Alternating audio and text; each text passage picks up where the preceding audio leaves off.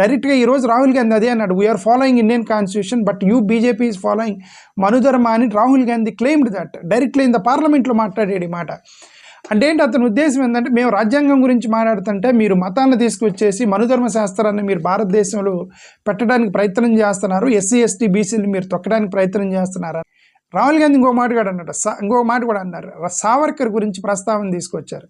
ఆ సావర్కర్ ఇచ్చినట్టు ఒక స్టేట్మెంట్ని చదివాడు పార్లమెంట్లో. అదేంటంటే సావర్కర్ ఏమన్నాడంటే, భారత రాజ్యాంగంలో అసలు ఇండియన్ అనేది ఏం లేదు, ఎవ్రీథింగ్ ఈజ్ మనుస్మృతి అన్నట్టుగా మాట్లాడాడు అనమాట Savarkar.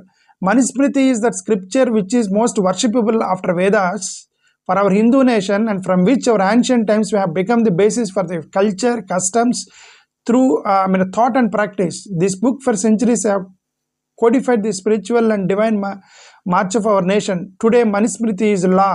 These are the words of Savarkar అన్నటువంటి స్టేట్మెంట్స్ని ఈరోజు రాహుల్ గాంధీ చదివాడు దాన్ని. అంటే సావర్కర్ భారతదేశ రాజ్యాంగం అనేది మనుస్మృతితో వెళ్ళాలనేటువంటి మనుధర్మ శాస్త్రం గురించి మాట్లాడినటువంటి